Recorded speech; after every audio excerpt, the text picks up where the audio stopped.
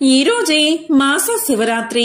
ప్రతి నెల అమావాస్య ముందు రోజు వచ్చే చతుర్దశి తిథిని మాస శివరాత్రిగా జరుపుకుంటారు.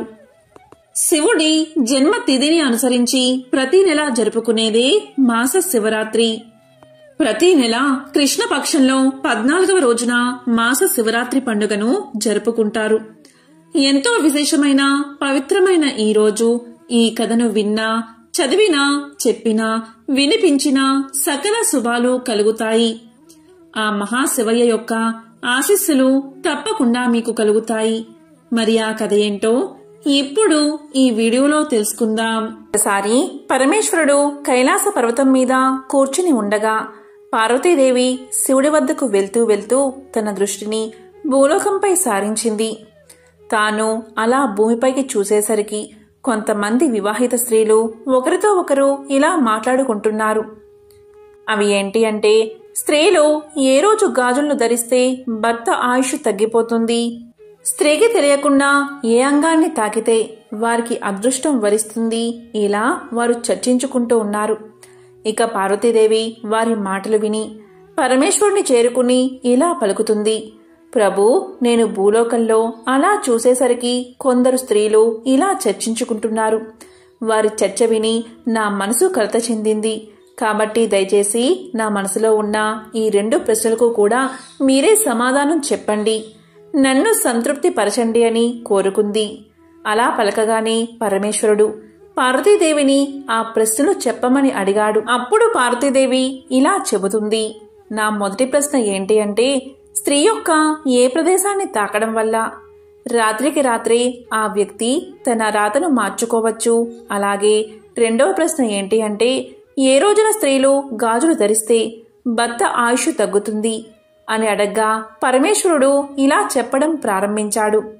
పార్వతి, చూడు, నీవు అడిగిన 2 ప్రశ్నలకి కూడా నేను ఒక చిన్న కథ ద్వారా సమాధానం తెలియచేస్తాను. కాబట్టి శ్రద్ధగా విను అంటూ ఇలా చెప్పడం ప్రారంభించాడు. ఒక నగరంలో ఒక ధనవంతుడు నివసిస్తూ ఉండేవాడు. అతను చాలా ధనవంతుడు. తన దగ్గర ఇల్లు, వాహనాలు, ధనం, ధాన్యం దేనికి కూడా ఎటువంటి కొదవ లేదు. ఆ ధనవంతుడికి 3 కొడుకులు ఉన్నారు. కొడుకులు 3కి వివాహం జరిగింది. కోడళ్లు 3 కూడా అత్తా మామలను తమ కన్న తల్లిదండ్రుల్లాగా చూసుకునేవారు. భర్తలను ఎంతో ప్రేమతో అన్యోన్యంగా చూసుకునేవారు. వారికి సేవలు చేస్తూ ఉండేవారు. అందువల్ల ఆ ఇల్లంతా కూడా చాలా సంతోషకరమైన వాతావరణంలో ఉండేది. కాని ఆ ధనవంతుడు పెద్ద కుమారుడు మాత్రం దుష్ట స్వభావం కలిగినవాడు. అతను ఎప్పుడూ కూడా తల్లిదండ్రులతో గొడవ పడుతూనే ఉండేవాడు. అందువల్ల ఆ ధనవంతుడు తన ఆస్తిని తన పెద్ద కొడుక్కి మాత్రం ఇవ్వలేదు. మిగిలిన 2కి 3 కోడళ్లకు తన ఆస్తిని సమానంగా పంచిపెట్టాడు. కాని ఆ ధనవంతుడు మాత్రం ఎప్పుడూ కూడా తనకు కూతురు లేదు అని బాధపడుతూ ఉండేవాడు. ఆ ధనవంతుడు ఎప్పుడు గుడికి వెళ్ళినా కూడా, నాకు కూతురు ఉంటే బాగుండు, నాకు అన్నీ ఇచ్చావు, కానీ కూతుర్ని మాత్రం ప్రసాదించలేదు అని దేవుడికి మొరపెట్టుకునేవాడు.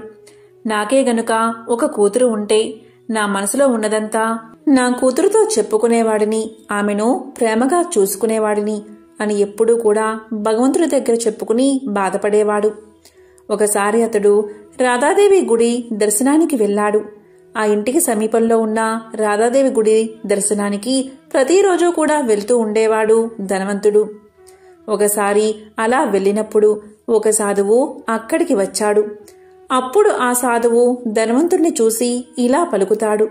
చూడు నాయనా, నీ ముఖంలో ఎందుకు విచారం కనిపిస్తుంది అని అడుగుతాడు. అప్పుడు ధనవంతుడు ఇలా సమాధానం చెప్తాడు. స్వామి, నాకు జీవితంలో దేనికి ఎటువంటి లోటు లేదు, కానీ నాకు కూతురు లేదు, అందుకే నా విచారం అని చెప్పగా సాధువు ఇలా పలికాడు. నీవు జీవితంలో ఏదైతే లేదు అనుకుంటున్నావో ఆ స్థానంలో నీవు భగవంతుడిని ఊహించుకో. ఆ స్థానంలో భగవంతుడిని ఉంచి చూడు. అప్పుడు నీ జీవితం ఎంత సుఖమయం అవుతుందో, నీ మనసు ఎంత తేలిక అవుతుందో నీవే చూడు అని చెప్పాడు. అప్పుడు ఆ ధనవంతుడు ఇలా పలుకుతాడు. స్వామి, మరి దానికోసం నేనేం చెయ్యాలి అని అడుగుతాడు. అప్పుడు ఆ సాధువు ఇలా పలుకుతాడు. నీవు నీ కూతురు స్థానంలో ఆ రాధాదేవిని అంగీకరించు. అని పలకగా ధనవంతుడికి సాధువు చెప్పిన మాటలు నచ్చుతాయి. అప్పుడు ఆ ధనవంతుడు ఆ రోజు నుంచి రాధాదేవిని తన కూతురిగా చేసుకున్నాడు. రాధాదేవి యొక్క చిత్రపటాన్ని తన గదిలోనే పెట్టుకున్నాడు. ఆ రోజు నుంచి ఆ ధనవంతుడి జీవితం పూర్తిగా మారిపోయింది. నిద్ర లేచినప్పటి నుంచి కూడా అతను రాధను తన కుమార్తెగా భావించి ఆమెతో మాట్లాడడం ప్రారంభించాడు. అంతేకాదు ఆ ధనవంతుడు తన కుమార్తెగా భావించి ప్రతి విషయాన్ని కూడా రాధాదేవికి చెప్పుకునేవాడు. అతను ప్రతిరోజు దుకాణానికి వెళ్లే ముందు రాధకు ప్రసాదాన్ని అందించి సాయంత్రం తిరిగి రాగానే రాధకు పాదాభివందనాలు చేసి ఆమెతో మాట్లాడి ప్రసాదాన్ని అందించిన తర్వాతే తాను భోంచేసి నిద్రపోయేవాడు. ఇలా అతను ఉన్నప్పటి నుంచి ఆ ధనవంతుడు ఎంతో ఉల్లాసంగా ఆనందంగా ఉంటూ ఉండేవాడు. ఎవరైనా అతన్ని నీకెంతమంది పిల్లలు అని అడిగితే నాకు 3 కొడుకులు 3 కోడళ్ళు 1 కూతురు అని చెప్పుకునేవాడు. ఒకరోజు ఆ ధనవంతుడి ఇంటికి గాజులు వేయడానికి గాజులు వేసే ఆమె వచ్చింది. కాని ఆ రోజు మంచి రోజు కాదు. అది అశుభం అని భావించిన రాధాదేవి తన మాయతో గాజులను నల్లగా మార్చేసింది. నల్లగా మార్చేసరికి ఆ గాజులు ధనవంతుడి యొక్క కోడళ్లకు నచ్చలేదు. దానివల్ల వారు గాజులు వేయించుకోలేదు.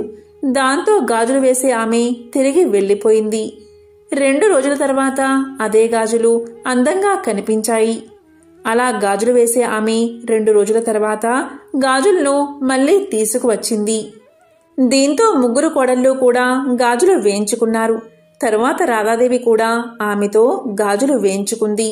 గాజులు వేసే ఆవిడ రాధ రూపాన్ని చూడగానే మనసులో ఇలా అనుకుంది, ఈమె ఎవరు, ఎంత అందంగా ఉందో, ఎవరైనా ఇతని ఇంటికి అతిథులై వచ్చారేమో అని మనసులో అనుకుంది. ఎందుకంటే తాను ఎప్పుడు ఇంటికి వచ్చినా కూడా ధనవంతుడి 3 కోడళ్ళు మాత్రమే కనిపించేవారు. వారు మాత్రమే గాజులు వేయించుకునేవారు.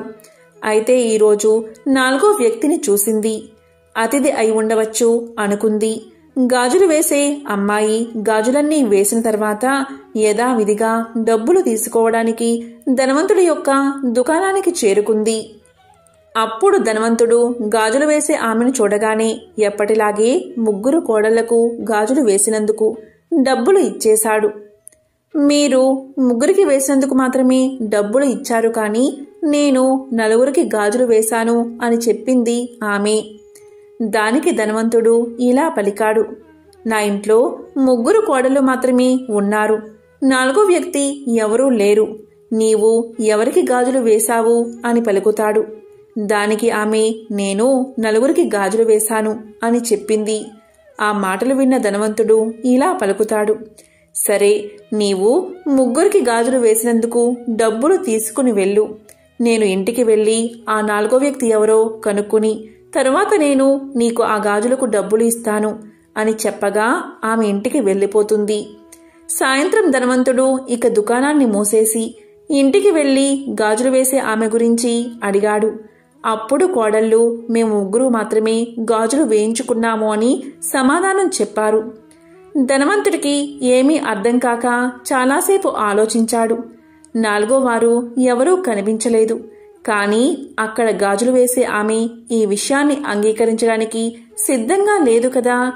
4కి గాజులు వేశానని చాలా ఖచ్చితంగా చెప్తుంది అని అనుకుంటూ ఆలోచిస్తూ చాలాసేపు ఆలోచించి కొంతసేపు తర్వాత ధనవంతుడు ఈ విషయం మర్చిపోయి తన పనిలో తాను నిమగ్నమైపోయాడు. ప్రతిరోజులాగే రాధకు ప్రసాదాన్ని పెట్టి తర్వాత తాను భోంచేసి నిద్రపోయాడు. ఇలా ధనవంతుడు నిద్రలోకి జారుకోగానే రాధాదేవి అతని కల్లో కనిపించింది. రాధను చూడగానే ధనవంతుడి కళ్ళల్లో నీళ్లు తిరిగాయి. అప్పుడు రాధవైపు చూసి ఎందుకు విచారంగా ఉన్నావు అని అడిగాడు. అప్పుడు రాధాదేవి ఇలా చెప్తుంది, నాన్నగారు, ఈరోజు నేను చాలా బాధగా ఉన్నాను. ఇది మా నాన్నగారి ఇల్లు అని తెలిసి నేను గాజులు వేయించుకున్నాను. కానీ నానా, నీవు నా గాజులకు వెలకట్టలేదు. నీవు నన్ను నీ కూతురుగా చేసుకున్నావు, కానీ నన్ను నీవు గుర్తుపట్టలేదు. నీవు నన్ను మర్చిపోయావు, అందుకే నేను బాధగా ఉన్నాను అని చెప్తుంది. అది విన్న వెంటనే ధనవంతుడు ఆ కల్లోనే ఏడ్చేశాడు. అమ్మా, దయచేసి నన్ను క్షమించు, నేను పెద్ద తప్పు చేశాను అని నిద్ర నుంచి మేల్కొన్నాడు. అతని కళ్ళ నుంచి నీళ్లు కారుతూనే ఉన్నాయి. వెంటనే పెట్టెల నుంచి డబ్బులు తీశాడు. గాజులు వేసే ఆమె ఇంటికి వెళ్లి వాళ్ళ తలుపులు తట్టాడు. గాజులు వేసే ఆమె తలుపులు తీసి ధనవంతుణ్ణి ఇంట్లోకి రమ్మని పిలిచింది. ఇంట్లోకి వెళ్లగానే ధనవంతుడు జరిగిందంతా ఆ గాజులు వేసే ఆమెకు చెప్పాడు. నీ అంత అదృష్టవంతురాలు ఈ ప్రపంచంలో ఎవరూ ఉండరు. రాధాదేవిని నా కూతురుగా చేసుకున్నాను, కాని నేను నా కళ్ళతో ఆమెను ఎప్పుడూ చూడలేదు. కాని ఈరోజు నీవు రాధాదేవి చేతులకు గాజులు వేశావు. నీవు ఎంత అదృష్టవంతురాలివి. నా కుమార్తె ధరించిన గాజులకు మూల్యాన్ని చెల్లించడానికే ఇక్కడికి వచ్చాను. స్వయంగా గాజులు వేసే అదృష్టం నీకు కలిగింది అని పలకగానే గాజులు వేసే ఆమె, నేను రాధాదేవికి వేసిన గాజుల కోసం డబ్బులు ఎలా తీసుకుంటాను? ఇలాంటి అదృష్టం ఎవరికీ లభించదు. నాకు లభించింది కాబట్టి నా చేతులతో గాజులు వేశాను కాబట్టి నేను డబ్బు తీసుకోను అని చెప్పింది. అప్పుడు ఆ ధనవంతుడు ఒప్పుకోకుండా ఆ డబ్బుల సంచిని ఆమె ఇంట్లోనే వదిలేసి ఇంటికి చేరుకున్నాడు. అక్కడి నుంచి రాగానే రాధాదేవి గుడికి చేరుకున్నాడు. అన్నిటినీ వదిలేసి సన్యాసం తీసుకుని రాధాదేవి గుడిలోనే రాధకు సేవలు చేస్తూ తన జీవితాన్ని గడపడం ప్రారంభించాడు. ఇక భార్యను వదిలేసి ధనవంతుడు గుడిలోనే కాలక్షేపం చేస్తూ ఉండేవాడు. ఇక రాధాదేవి ఒకసారి ఆ ధనవంతుడి యొక్క పెద్ద కొడుకు కల్లో కనిపించి ఈ విధంగా చెప్పింది, నీవు నీ తల్లికి ఎప్పుడూ కూడా ఎటువంటి సేవ చేయలేదు. అందువల్లే నీ పరిస్థితి ఈ విధంగా మారింది. ఈ రోజు నుంచి నీ తల్లి పాదాలు తాకడం ప్రారంభించు. రాత్రికి రాత్రే నీ విధిరాత ఎలా మారుతుందో నీవే చూడు అని పలికింది రాధాదేవి. రాధాదేవి మాటలు విన్న పెద్ద కొడుకు ప్రతిరోజు కూడా తన తల్లి పాదాలను తాకేవాడు. అలాగే తల్లికి సేవలు చేసేవాడు. మెల్లిమెల్లిగా అతని దురదృష్టం మొత్తం తొలగిపోయి ధనవంతుడు అయ్యాడు. ఈ విధంగా పరమేశ్వరుడు పార్వతీదేవికి కథను చెప్పి, పార్వతి, నీవు అడిగిన మొదటి ప్రశ్నకు సమాధానం అర్థం చేసుకో. నీ మొదటి ప్రశ్న ఏంటి అంటే, స్త్రీ యొక్క ఏ అంగాన్ని తాకడం వల్ల రాత్రికి రాత్రి వారి జీవితం మారిపోతుందో అని అడిగావు. దానికి సమాధానం చెప్తున్నాను చూడు. దురదృష్టవంతుడైన ధనవంతుడి యొక్క పెద్ద కొడుకు సైతం రాధాదేవి చెప్పిన మాట ప్రకారం తన తల్లి పాదాలను సేవ చేస్తూ తన తల్లి పాదాలను తాకుతూ ఉండేవాడు. తల్లి పాదాలకు నమస్కారం చేసుకుంటూ ఉండేవాడు. ఇలా చేయడం వల్ల వాడి భాగ్యం మారిపోయింది. దురదృష్టవంతుడి నుంచి అదృష్టవంతుడు అయ్యాడు. వాడి దోషాలన్నీ తొలగిపోయాయి. ఇదే నీవు అడిగిన మొదటి ప్రశ్న యొక్క సమాధానం. అంటే ఎప్పుడూ కూడా తల్లి పాదాలను తాకి తల్లికి సేవ చేస్తూ ఉండాలని. ఇక రెండవ ప్రశ్న, దానికి సమాధానం ఏంటి అంటే, స్త్రీ ఏ రోజున గాజులు వేసుకుంటే తన భర్త ఆయుష్ తగ్గుతుంది అని. దీనికి సమాధానం ఏంటి అంటే, గాజులు వేసే ఆమె ధనవంతుడి యొక్క ముగ్గురు కోడళ్లకు గాజులు వేయడానికి వచ్చినప్పుడు ఆమె మంగళవారం రోజు వచ్చింది. అందువల్లే రాధాదేవి తన మాయాజాలంతో గాజులను నల్లగా మార్చేసింది. అందువల్లే ఆ ధనవంతుడి కోడళ్ళు ఆ గాజులను ఇష్టపడలేదు. ఇక 2 రోజుల తర్వాత మళ్లీ గాజులు వేసే ఆమె వచ్చినప్పుడు, అంటే శుక్రవారం రోజు ఆ గాజులు మరింత అందంగా మారిపోయాయి. ఆ ధనవంతుడి యొక్క ముగ్గురు కోడళ్ళు అలాగే రాధాదేవి నలుగురు కలిపి కూడా గాజులు వేయించుకున్నారు. వివాహమైన ప్రతి స్త్రీ కూడా గాజులు ధరించే ముందు కొన్ని విషయాల్లో ప్రత్యేక శ్రద్ధ వహించాలి. అది ఏంటి అంటే, వివాహమైన ప్రతి స్త్రీ కూడా గాజులను తప్పకుండా ధరించాలి. రెండవది, గాజులను ఎప్పుడూ కూడా ఉదయం లేదా సాయంత్ర సమయంలోనే ధరించాలి. మూడో విషయం ఏంటి అంటే, గాజులను ఎప్పుడూ కూడా శుక్రవారం లేదా ఆదివారం మాత్రమే ధరించాలి. ఈ రోజు ధరిస్తే భర్త ఆయుష్ పెరుగుతుంది. ఇక 4వ విషయం ఏంటి అంటే, మంగళవారం కానీ శనివారం కానీ గాజులను కొనకూడదు, అలాగే ధరించకూడదు. దీనివల్ల భర్త ఆయుష్ తగ్గిపోతుంది. అందువల్ల ఎప్పుడూ కూడా గాజులను ధరించినా సరే ఈ విషయంపై ధ్యాస పెట్టాలి. ఈ 4 విషయాలు ఎవరైతే గుర్తించుకుని అమలు పరుస్తారో వారు ఎప్పుడూ కూడా సుమంగళిగానే జీవిస్తారు, సుమంగళిగానే మరణిస్తారు అని సాక్షాత్తు పరమేశ్వరుడే పార్వతీదేవి అడిగిన ప్రశ్నలకు సమాధానం చెప్పాడు. పూర్వం భీష్మ పితామహుడు అంపశయ్యపై ఉండగా ధర్మరాజు అతని చెంత చేరి అనేక ప్రశ్నలు అడిగి తన ధర్మ సందేహాలను తీర్చుకునేవాడు. ఈ విధంగా ఒకసారి ధర్మరాజుకి ఒక సందేహం వచ్చింది. ఉన్నత పదవుల్లో ఎలాంటి వారిని నియమించాలి అన్న అనుమానం వచ్చింది. దయచేసి తన సందేహాన్ని నివృత్తి చేయమంటూ ఆయన భీష్ముణ్ణి కోరాడు. అప్పుడు భీష్ముడు ఒక కథ ద్వారా ధర్మరాజు సందేహాన్ని నివృత్తి చేశాడు. పూర్వం ఒక అడవిలో ఒక ముని తపస్సు చేసుకుంటూ జీవిస్తున్నాడు. ఒక కుక్క ఎప్పుడూ ఆ ముని వెంటే తిరుగుతూ ఉండేది. తన పట్ల విశ్వాసంగా ఉన్న ఆ కుక్కని చూసిన ముని దాన్ని తన చెంత ఉండనిచ్చేవాడు. వీరి అనుబంధం ఇలా కొనసాగుతూ ఉండగా ఒకరోజు ఆ కుక్క ఒక పులి కంటపడింది.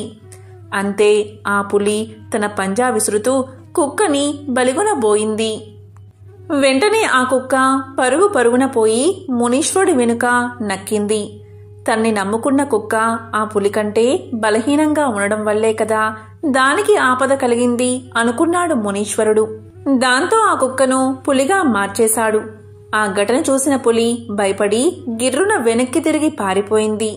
కాని పులిగా మారిన కుక్క జీవితం అక్కడ్నుంచి సురక్షితంగా ఉందని చెప్పుకోవడానికి లేదు. ఎందుకంటే మరొకసారి దాని మీదకి ఒక ఏనుగు దూసుకొచ్చింది. యథాప్రకారం పులి రూపంలో ఉన్న కుక్కను ఏనుగులా మార్చేశాడు ఆ మునివర్యుడు. ఇలా ఏ జంతువు దాడి చేసినా తన దగ్గర ఉన్న కుక్కను అంతకంటే బలమైన జంతువుగా మార్చసాగాడు ముని. అలా బెబ్బుల్లా మారిన కుక్క ఒకరోజు బోర విరుచుకుని అడవిలో తిరగసాగింది. ఇక తన మీద దాడి చేసేంతటి శక్తి మరో జంతువుకి లేదన్న నమ్మకంతో నిర్భయంగా సంచరించసాగింది. కాని అలా తిరుగుతూ ఉండగా దాని మనసులో ఒక ఆలోచన మొదలైనది. మునివర్యులు నా మీద జాలి చూపారు కాబట్టి నన్ను అన్నిటికంటే శక్తివంతమైన జంతువుగా మార్చారు. అంతవరకు బాగానే ఉంది. కాని రేపు మరో జంతువు ఏదన్నా మునీంద్రుణ్ణి శరణు వేడితే నా పరిస్థితి ఏమిటి?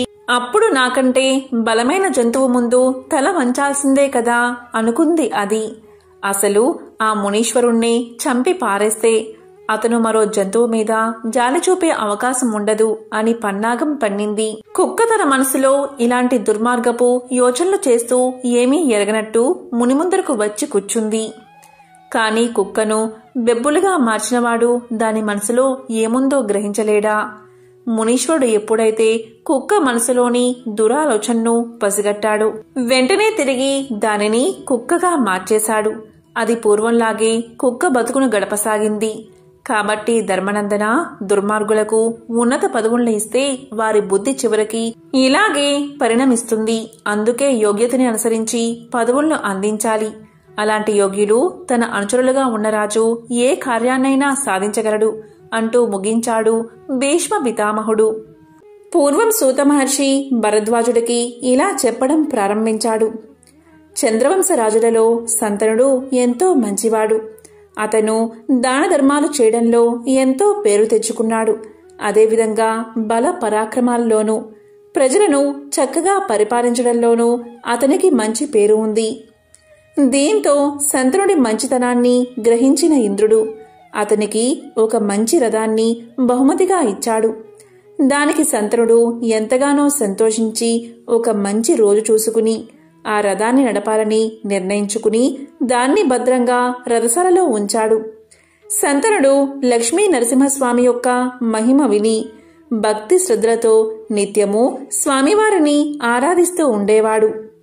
ఒకనాటి ఉదయం ముహూర్తం బాగుందని తెలుసుకుని ఇంద్రుడు ఇచ్చిన దివ్య రథాన్ని ఎక్కాలని కుతూహలంతో త్వరగా స్వామివారికి పూజ చేసి బయటకు వచ్చాడు శంతనుడు. వెంటనే రథశాలకు వెళ్లి రథాన్ని బయటకు తీయించాడు. ఆ రథం చుట్టూ 3 ప్రదక్షిణలు చేసి రథాన్ని ఎక్కాడు.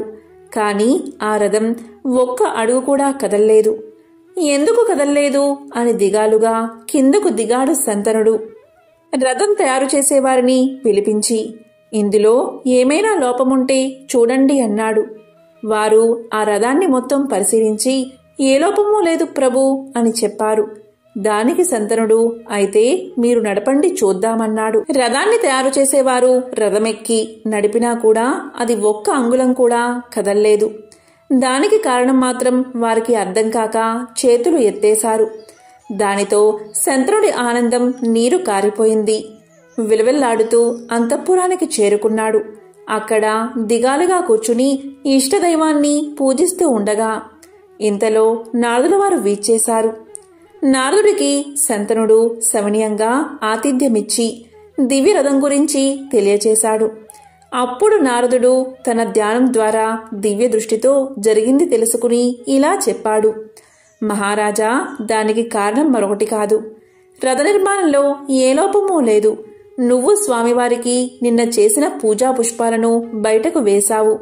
నువ్వు బయటకు వెళ్లేటప్పుడు వాటిని దాటి వెళ్లావు. నిర్మాల్యాన్ని అంటే పూజించిన పుష్పాలను ఎవరి కాళ్లకు తగలని విధంగా ఒక మూలన వెయ్యాలి. వాటిని దాటడం వల్ల వచ్చిన దోషమే నీ రథం యొక్క గమనాన్ని ఆపింది. అంతేకాని మరొకటేదీ లేదు.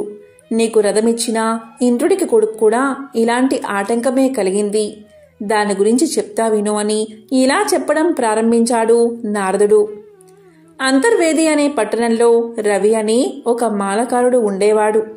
పువ్వుల దండలను రమ్యంగా అల్లి మొదట అల్లిన 3 దండలు ముచ్చటగా లక్ష్మీ నరసింహస్వామికి సమర్పించేవాడు. ఆ పూలమాళ్ళు అల్లడంలో అతని భార్య కూడా నిపుణురాలు. ఇద్దరూ కూడా ఎంతో శ్రద్ధగా పూలమాళ్ళు కట్టేవారు.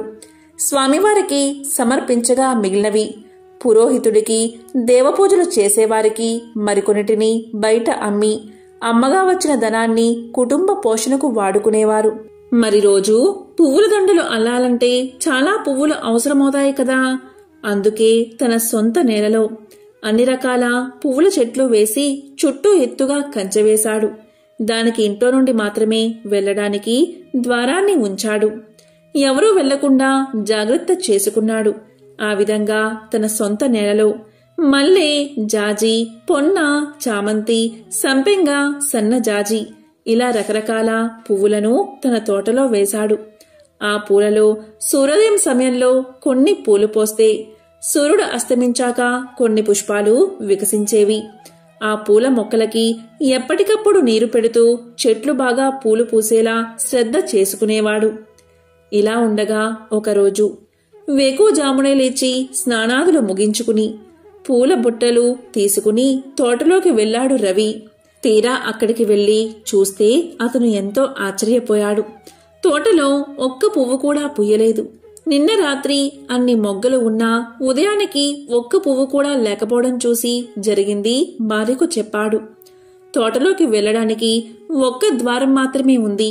ఆ ద్వారం గుండా నాకు తెలియకుండా రావడం అసాధ్యమని, ఈ పువ్వులన్నిటినీ ఎవరో కోసారు అని భార్యతో సంభాషించి బాగా తెల్లవారాక అక్కడ ఇక్కడ ఉన్న గుప్పెడు పువ్వులు తెచ్చి ఇంట్లో ఉన్న నరసింహస్వామి వారి విగ్రహాన్ని పూజించి ఆ పుష్పాలు ఎవరు కోసారో మీరే సెలవివ్వాలి స్వామి అని నమస్కారం చేసుకుని నిద్రపోయాడు రవి. అతనికి గాఢ నిద్ర పట్టింది. కలలో స్వామి కనిపించి, రవి, విచారించకు. ఈరోజు నన్ను పూజించిన పువ్వులను అంటే నిర్మాల్యాన్ని తీసుకుని తోటకు అవతల వైపు వేసిరా. అప్పుడు పువ్వుల కోసం వచ్చిన ఇంద్రుడి కొడుకు యొక్క దొంగతనం బయట పడుతుందని చెప్పాడు.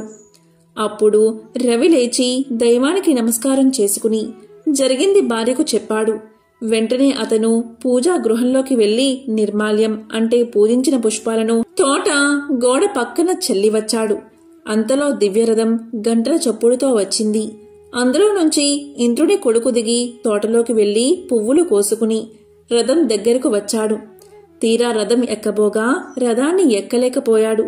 ఏమిటి ఈ వింత అని అడిగాడు రథసారథుణ్ణి. గోడ పక్కన స్వామిని పూజించి పడేసిన పువ్వులు ఉండడం రథసారథి గమనించాడు. అప్పుడు ఇంద్రుడి కొడుకుతో ఇలా పలికాడు.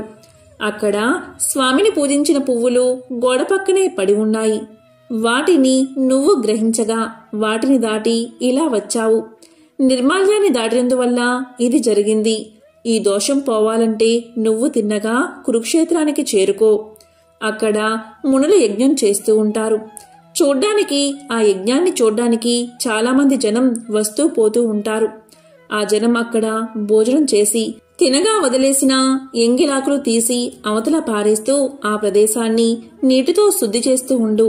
ఇలా 15 సంవత్సరాలు చేస్తే నిర్మాల్యాన్ని దాటినందువల్ల కలిగిన పాపం పోతుంది అని చెప్పి రథసారథి అప్సరసలను రథంపై ఎక్కించుకుని స్వర్గానికి వెళ్లిపోయాడు. అంతటా ఇంద్రుడి కొడుకు కురుక్షేత్రానికి వెళ్లి సామాన్య మానవుడిగా వెళ్లి 15 సంవత్సరాలు ఆ విధంగా ఎంగిల ఆకులు తీసి కాలక్షేపం చేస్తూ ఉన్నాడు. తరువాత పాప విముక్తుడై తిరిగి మళ్లీ అమరావతి స్వర్గానికి చేరుకున్నాడు. కాబట్టి ఓ మహారాజా, నిర్మాల్యాన్ని అంటే దేవతలకు పూజించిన పూలను మనం ఎప్పుడూ కూడా దాటకూడదు. వాటిని ఎవరూ నడవని ప్రదేశంలో వెయ్యాలి. కాబట్టి నువ్వు కూడా కురుక్షేత్రానికి వెళ్లి అక్కడ యాత్రికులు భుజించి లేవగానే ఆ ఎంగిలి విస్తర్లు తీసి ఆ ప్రదేశాన్ని శుభ్రం చేస్తూ ఉండు. ఇలా 15 సంవత్సరాలు చేస్తే నిర్మాల్యాన్ని దాటిన దోషం తొలగిపోతుంది. ఈ విధంగా పాపం తొలగిపోయిన తర్వాత ఈ దివ్య రథమెక్కి రాజ్యాన్ని పరిపాలించు అన్నాడు నారదుడు. అంతటా నారద మహర్షి చెప్పినట్లు చేసి పాపాన్ని పోగొట్టుకుని దివ్య రథాన్ని ఎక్కి హాయిగా రాజ్యాన్ని పరిపాలించాడు శంతన మహారాజు. కాబట్టి నిర్మాల్య దోషం ఇలా ఉంటుంది అని సూత మహాముని భరద్వాజుడికి తెలియచేశాడు. ఒకసారి నారదుడు క్షేత్రాలన్నీ దర్శించుకుంటూ వింధ్యా పర్వతం మీదకి వచ్చాడు. నారద మహర్షి రాగానే వింధ్యరాజు ఎదురు వెళ్లి స్వాగత సత్కారాలు అందించి ఉచిత రీతిన గౌరవించాడు. కుశల ప్రశ్నలు అయిన తర్వాత ఇష్టాగోష్ఠి జరుగుతుంది. ఆ సమయంలో వింధ్యారాజు నారద మహర్షితో ఇలా అన్నాడు. నారద మహర్షి, మీరు త్రిలోక సంచారులు. మీకు తెలియని విషయం ఏదీ లేదు. నా దగ్గర సమస్త సంపదలు, సకల ధాతువులు, బంగారము మొదలైన లోహాలు చాలానే ఉన్నాయి. అలాంటప్పుడు పర్వతాలలో సార్వభౌముడు అని చెప్పదగిన వాడిని నేనేగాక ఇంకెవరు అన్నాడు వింధ్యరాజు. ఆ మాటలు విన్న నారదుడు నిట్టూర్పు విడిచాడు. దానికి ఆశ్చర్యపోయాడు వింధ్యరాజు. మహర్షి నిట్టూర్పుకు కారణం ఏమిటి? పర్వతాలలో సార్వభౌముణ్ణి తను కాదా? ఈ రకంగా ఆలోచిస్తూ మహర్షి, మీ నిట్టూర్పుకు అర్థం ఏమిటి అని అడిగాడు వింధ్యరాజు. దానికి నారదుడు ఇలా చెప్పాడు. వింధ్యరాజా, నువ్వు చెప్పిందంతా నిజమే. నీ దగ్గర సర్వ సంపదలు, సమస్త ధాతువులు, బంగారము మొదలుగా గల లోహాలు ఉన్నమాట నిజమే. కాని మేరు పర్వత శిఖరాలు మహోన్నతములై దేవలోకం దాకా వ్యాపించి ఉన్నాయి. అందుకని ఇంద్రాది దేవతలందరూ అక్కడ విహరిస్తూ ఉంటారు. నీకా ఆ భాగ్యం లేదు. అందుకే నాకు ఈ విచారము అన్నాడు నారదుడు. మేరు పర్వతం కన్నా గొప్ప అనిపించుకోవాలంటే ఆ పరమేశ్వరుణ్ణి ఆరాధించడమే ఒకే ఒక మార్గం అని నిశ్చయించి తపస్సు చేసుకోవడానికి ఓంకార యంత్రం ఒకటి తయారు చేసి దానిమీద పార్థివ లింగాన్ని స్థాపించి సంకల్పించాడు వింధ్యరాజు. ఆ రకంగా 100 నెలలు ఘోరమైన తపస్సు చేశాడు. అతని తపస్సుకు మెచ్చి భక్త సులభుడైన పార్వతీపతి ప్రత్యక్షమై వింధ్యరాజా, ఏం వరం కావాలో కోరుకో అన్నాడు. అప్పుడు వింధ్యరాజు ఇలా కోరుకున్నాడు. పరమేశ్వర, చంద్రమౌళీశ్వర, పాహిమాం తండ్రి, పాహిమాం. నీ కరుణ ఉంటే చాలు, భక్తుల కోరికలు పూర్తిగా తీరిపోతాయి. అలాంటిది నువ్వు ప్రసన్నమయ్యావు. నాకు ఇంకా కావాల్సిందేముంది? అయినప్పటికీ నాది ఒక చిన్న ప్రార్థన. మేరు పర్వత శిఖరాలు బాగా పెద్దవిగా దేవతలు విహరించడానికి వీలుగా ఉండడం నాకు భరించలేకుండా ఉంది.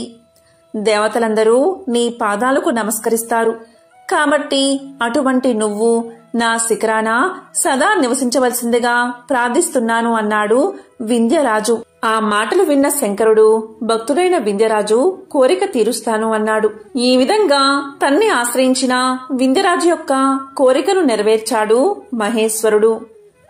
అలాగే మహాశివుడికి సంబంధించిన ఒక విశేషమైన కథను ఇప్పుడు విందాం. పూర్వకాలంలో వ్యాఘ్రపాదుడు అనే మహర్షి ఉండేవాడు. అతని కుమారుడే ఉపమన్యువు. ఉపమన్యువు పూర్వపు జన్మలో వేదాంగ విధుడు, మహాయోగి. కాని యోగ భ్రంశం వల్ల బ్రాహ్మణ బాలకుడిగా జన్మించాడు. వ్యాఘ్రపాద మహర్షి చాలా బీదవాడు. అందువల్ల తన కొడుకుకి పాలు పట్టలేక నీళ్లలో పిండి కలిపి తాగించేవాడు. ఈ విధంగా పిండి కలిపిన పాలు తాగి పిల్లవాడు బక్క చిక్కిపోయాడు. కొంతకాలానికి ఉపమన్యువు తల్లి బాలుణ్ణి తీసుకుని పుట్టింటికి వెళ్ళింది. అక్కడ వారికి గో సంపద పుష్కలంగా ఉంది. అందుచేత పిల్లవాడు పాలు తాగి చక్కగా ఒళ్ళు చేశాడు. ఇలా కొద్ది రోజులు గడిచిపోయాయి. తరువాత ఆమె బాలుణ్ణి తీసుకుని వ్యాఘ్రపాదుడి వద్దకు వెళ్ళింది. అక్కడ మళ్లీ పిల్లవాడికి పాలకు బదులుగా నీటిలో పిండి కలిపి పెట్టారు. అయితే పాలు తాగడానికి అలవాటు పడ్డ బాలుడు ఈ పిండి పాలు తాగనని మొండికేశాడు. అప్పుడు వ్యాఘ్రపాదుడు జరిగిన విషయం తెలుసుకుని పిల్లాన్ని బుజ్జగించి శివ పంచాక్షరి మంత్రాన్ని తన కొడుకుకి ఉపదేశించి ఆ మంత్రాన్ని భక్తితో జపిస్తే శంకరుడు ఆవును దూడను తెచ్చి ఇస్తాడు అని వ్యాఘ్రపాదుడు కుమారుడికి తెలియజేశాడు. తండ్రి చెప్పిన విధంగానే కొడుకు పంచాక్షరి మంత్రాన్ని జపిస్తూ ఉండేవాడు. ఒకనాడు శివుడు ఆ బాలుణ్ణి పరీక్షించాలి అని తలచి జంగమ్మ వేషాన్ని ధరించి ఆ బాలుడి వద్దకు వచ్చాడు. అప్పుడు ఇలా పలికాడు. శివుడు తిండి తినడానికి కూడా గతి లేనివాడు. బిచ్చమెత్తుకుని తింటాడు. కట్టడానికి బట్టలు లేక పులి చర్మాన్ని ధరిస్తాడు. ఉండడానికి ఇల్లు లేక శ్మశానంలోనే ఉంటాడు.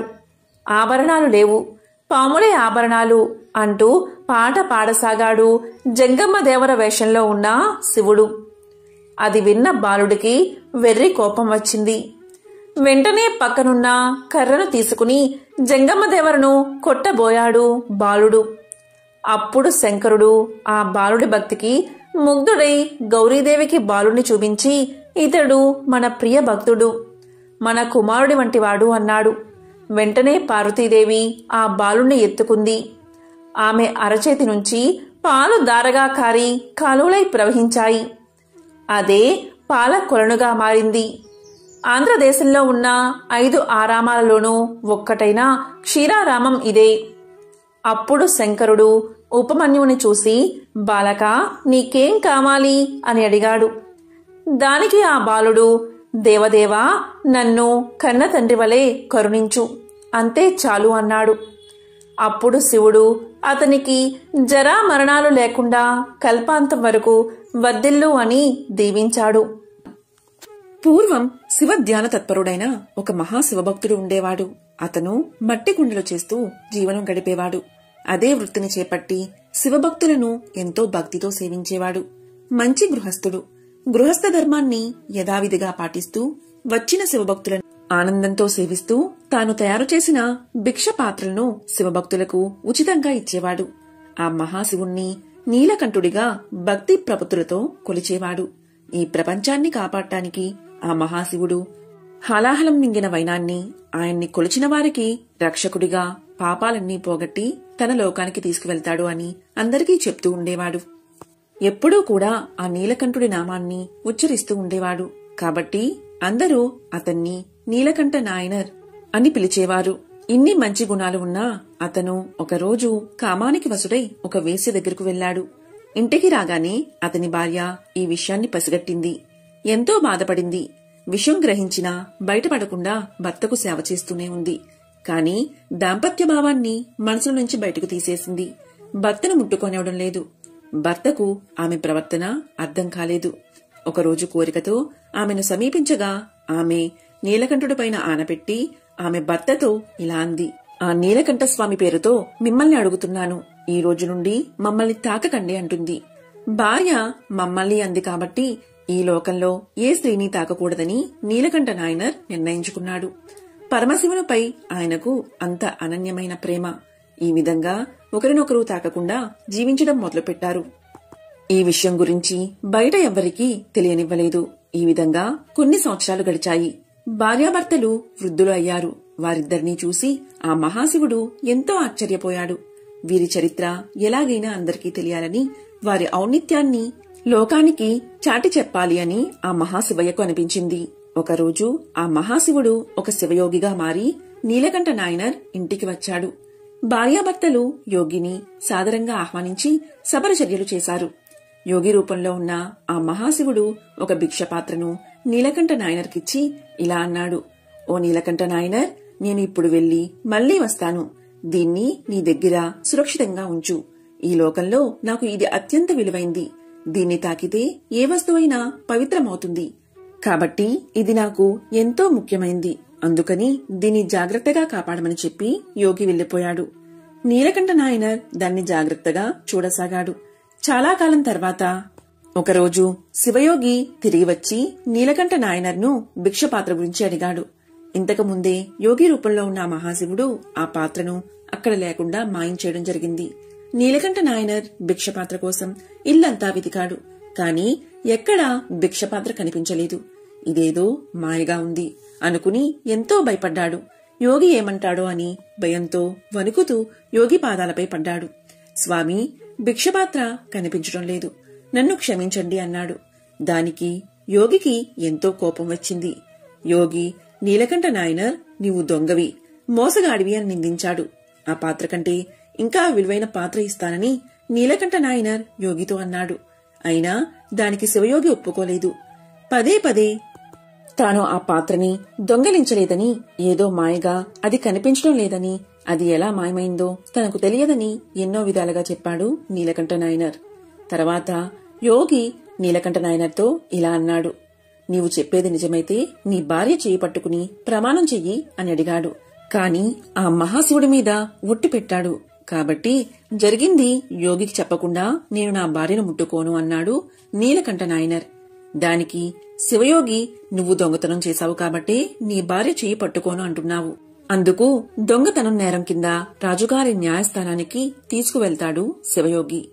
అక్కడ కూడా రాజుగారు ఆ శివయోగి చెప్పినట్లు ప్రమాణం చెయ్యాలి అని ఆజ్ఞాపించారు. నీలకంఠ నాయనర్ అతని భార్య ఏమీ చేసేది లేక ఒక కర్ర తీసుకుని చిరుక కొన పట్టుకుని చెరువులో మునగబోయారు. దానికి ఆ శివయోగి ఇలా అన్నాడు, మీ ఇద్దరూ కర్ర పట్టుకుని కాదు, ఇద్దరూ ఒకరి చెయ్యి ఒకడు పట్టుకుని నీటిలో మునగాలి అని ఆదేశించారు. నిజం నిరూపించాలంటే ఇద్దరూ చేతులు పట్టుకుని నీటిలో మునగాలి అన్న ఆదేశం విన్న నీలకంఠ నాయనర్ నిజాన్ని దాచలేక భార్యాభర్తల మధ్య ఏం జరిగిందో అందరికీ తెలియచేశాడు. ఆ మహాశివుడి మీద ఆన వేసినట్లు చెప్పాడు. కాబట్టి నేను నా భార్య చేతిని పట్టుకుని చాలా సంవత్సరాలయ్యింది. నేను నా భార్య చేయి పట్టుకుంటే మాట తప్పినవాణ్ణి అవుతాను. ఇది ఆ మహాశివుడు సహించడు అని నీలకంఠ నాయనర్ చెప్పాడు. ఇక శివయోగి, సరే అయితే మీ ఇద్దరూ ఆ కర్రను చిరక కొన పట్టుకుని నీటిలో మునగండి అన్నాడు. అలా వాళ్ళిద్దరూ నీటిలో మునగగానే అక్కడ ఒక విచిత్రం జరిగింది. ఇద్దరూ నీట మునిగి తేలగానే వారిద్దరూ యవ్వనవంతులుగా మారిపోయారు. అక్కడ ఉన్న వారందరూ ఇదంతా చూసి ఎంతో ఆశ్చర్యపోయారు. వెంటనే శివయోగి అంతర్ధానమైపోయాడు. పార్వతీ పరమేశ్వరులు అక్కడ ప్రత్యక్షమై, మీరు అత్యంత సంయమనంతో భక్తితో జీవనం సాగించిన విషయాన్ని అందరికీ తెలియజేయాలని మేము ఇలా చేశాము. అలాగే మీరు ఎంతో భక్తి శ్రద్ధలతో నిరంతరం ఉండడం వల్ల మీరు తిరిగి యవ్వనవంతులుగా మారారు. మీరు యవ్వనవంతులుగా శాశ్వతంగా మా లోకంలో నివసించండి అని వారిద్దరినీ తమ లోకానికి తీసుకుపోయారు ఆ పార్వతీ పరమేశ్వరులు. చివరకు వారికి శివ సాన్నిధ్యం లభించింది. కాబట్టి ఎంతో పవిత్రమైన విశేషమైన ఈ కథను విన్నా, చదివినా, చెప్పినా, వినిపించినా అష్ట ఐశ్వర్యాలు కలుగుతాయి. సకల పాపాలు తొలగిపోయి సకల శుభాలు కలుగుతాయి. అదేవిధంగా ఆ పార్వతీ పరమేశ్వరులకు సంబంధించిన ఒక చిన్న కథను తెలుసుకుందాం. ఆదియోగి శివుడు ఇంకా పార్వతీదేవుల వివాహం అనేది ఒక గొప్ప వేడుక. పార్వతి ఒక యువరాణి కాబట్టి ఆ ప్రాంతంలోని ప్రముఖులందరినీ ఆహ్వానించారు. రాజులు, రాణులు, దేవుళ్ళు, దేవతలు ఒకరిని మించి ఒకరు గొప్పగా అందంగా ముస్తాబై వచ్చారు. అప్పుడు పెళ్లికొడుకు శివుడు జడలు కట్టిన జుట్టుతో ఆపాదమస్తకం విభూతి రాసుకుని రక్తం కారుతున్న ఏనుగు చర్మాన్ని ధరించి అక్కడికి వచ్చాడు. ఆయన పరమానందపు మత్తులో మునిగి తేలుతూ ఉన్నాడు. అతని పరివారంలో ఉన్న జీవులంతా మానవ రూపంలో కాకుండా ఏదో వికృతమైన, అలాగే వక్రీకరించిన రూపాలతో ఉన్నారు. ఎవరికీ అర్థం కాని ఏదో భాషలో వారిలో వారు మాట్లాడుకుంటూ ఏవో శబ్దాలు చేస్తున్నారు. మీనాదేవి పార్వతీదేవి తల్లి పెళ్లి కొడుకును చూసి కళ్ళు తిరిగి పడిపోయింది. అప్పుడు పార్వతి శివుడి దగ్గరకు వెళ్లి, మీరు ఇలా ఉండటంలో నాకు ఎటువంటి అభ్యంతరమూ లేదు. మీరెలా ఉన్నా పర్వాలేదు, నాకు కావలసింది మీరు. కాని మా అమ్మ కోసం కొంచెం ప్రశాంతమైన రూపాన్ని ధరించండి అని వేడుకుంది. ఆయన సరే అని ఒక అందమైన రూపాన్ని ధరించి చక్కగా అలంకరించుకుని వచ్చాడు. అది చూసి అప్పుడు ఆయన్ని సుందరమూర్తి అన్నారు. అంటే వారు ఆయనలాంటి అందమైన వ్యక్తిని ఎక్కడా చూడలేదన్నమాట. శివుడు పెళ్లిపీటల మీద కూర్చున్నాడు. భారతదేశంలో ముఖ్యంగా ఇటువంటి వివాహాల్లో పెళ్లి కొడుకు పెళ్లి కూతుర్ల పుట్టు పూర్వోత్తరాలను ఎంతో గొప్పగా చెప్తారు. వారి వంశం, ఎక్కడి వారు, ఎలాంటి రక్తం నుండి వచ్చారు అంటూ వాళ్ల వంశవృక్షం గురించి చెప్తారు. పెళ్లి కూతురి విషయానికి వస్తే ఆమె తండ్రి హిమవంతుడు, హిమాలయ పర్వత ప్రాంతాలన్నిటికీ రాజు. వధువు యొక్క వంశం గురించి చాలా అద్భుతమైన విషయాలు చెప్పారు. మరి ఇప్పుడు పెళ్లికొడుకు సంగతేంటి అని అడిగారు. శివుడు మౌనంగా అలా కూర్చుని ఉండిపోయాడు. ఆయన ఏమీ చెప్పలేదు. పోనీ అతని పరివారంలో వారి భాషను అర్థం చేసుకోగలిగిన వారు కూడా ఎవరూ లేరు. వారేవో అర్థం కాని శబ్దాలు చేస్తున్నారు. పెళ్లి కూతురి తండ్రికి ఇదొక అవమానంగా అనిపించింది. పుట్టు పూర్వోత్తరాలు లేని వ్యక్తి నా కూతుర్ని ఎలా పెళ్లి చేసుకుంటాడు? ఆయన ఎక్కడివాడో ఎవరికీ తెలీదు. ఆయన తల్లిదండ్రులెవరో తెలీదు. ఏ వంశమో తెలీదు. ఈ వ్యక్తికి నా కూతుర్నిచ్చి ఎలా పెళ్లి చేయను అంటూ కోపంతో లేచాడు. పెళ్లికి అతిథిగా వచ్చిన నారదముని తన ఏకతారా పట్టుకుని ముందుకు వచ్చాడు. దానితో టంగ్ టంగ్ అని శబ్దం చేస్తున్నాడు. రాజుకు మరింత కోపం వచ్చింది. ఇప్పుడు ఏకతార ఎందుకు వాయిస్తున్నారు అని అడిగాడు. నారదుడు ఇలా అన్నాడు. ఇదే అతని మూలం. అతనికి తల్లి లేదు, తండ్రి లేడు.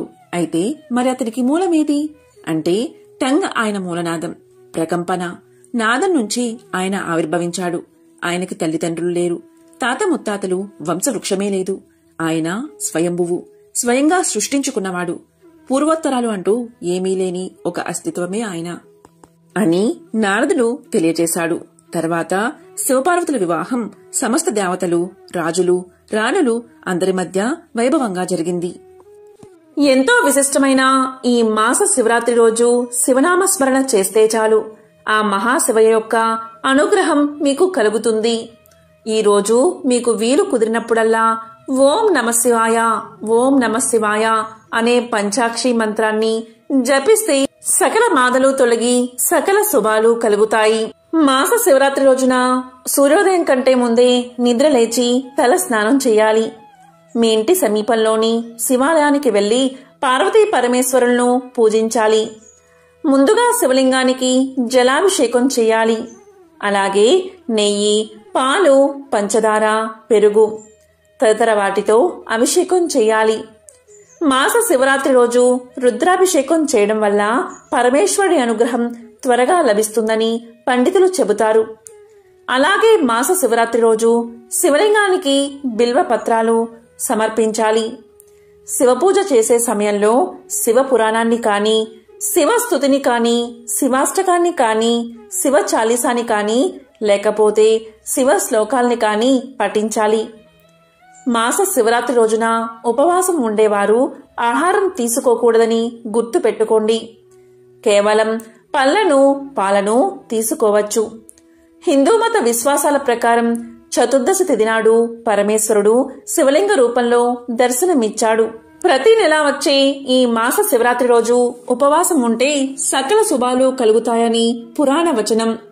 ఈ రోజున ఉపవాసం ఉండడం వల్ల లక్ష్మీదేవి, సరస్వతి, గాయత్రీదేవి, సీతాదేవి, పార్వతీదేవితో సహా అనేక మంది దేవతల యొక్క ఆశీస్సులు మీకు లభిస్తాయి. అంతేకాదు సుఖ శాంతులు కలుగుతాయి. అలాగే అనారోగ్య సమస్యల నుండి మీరు బయటపడతారు. మాస శివరాత్రి రోజు శివాలయంలో పూజలో పెట్టిన చెరుకు రసాన్ని భక్తులకు పెంచితే ఇబ్బందులు ఉంటే అవన్నీ తొలగిపోతాయట. ఈ మాస శివరాత్రి రోజు సోమవారం ప్రదోష వేళ శివుడికి మారేడు దళాలతో లేదా కనీసం గంగాజలంతో అభిషేకాది అర్చనలు చేయడం ఎంతో మంచిది.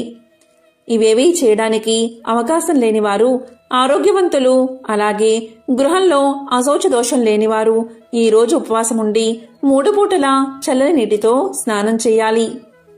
మాస శివరాత్రిని జరుపుకోవడం వల్ల, ప్రత్యేకించి ఈ రోజును శాస్త్రీయంగా జరుపుకోవడం వల్ల జాతకంలోని క్షీణ చంద్ర దోషాల యొక్క తీవ్రత తగ్గుముఖం పడుతుంది. సంతానలేమి సమస్యల నుండి విముక్తి లభిస్తుంది. వృత్తికి సంబంధించిన అవరాధాలలో మార్పు కలుగుతుంది. దీర్ఘకాలిక అనారోగ్య సమస్యల నుండి ఉపశమనం లభిస్తుంది. ముఖ్యంగా మొండిగా, పెంకిగా, బద్ధకంగా, మూర్ఖంగా ప్రవర్తించి పిల్లల చేత వారి తల్లిదండ్రులు ఈ రోజు కనుక పూజను చేయిస్తే ఖచ్చితంగా వాళ్ళల్లో మార్పు వస్తుందట. మానసిక సమస్యల నుండి విముక్తి లభిస్తుందట. మరి ఎంతో పవిత్రమైన విశేషమైన ఈ మాస శివరాత్రి రోజు మహాశివయ్యకు సంబంధించిన ఈ కథలను విని శివ పంచాక్షరి మంత్రాన్ని అంటే ఓం నమఃశివాయ అనే మంత్రాన్ని ఒక్కసారైనా పఠించండి. ఆ మహాశివయ్య యొక్క ఆశీస్సులను పొందండి. ఓం నమఃశివాయ.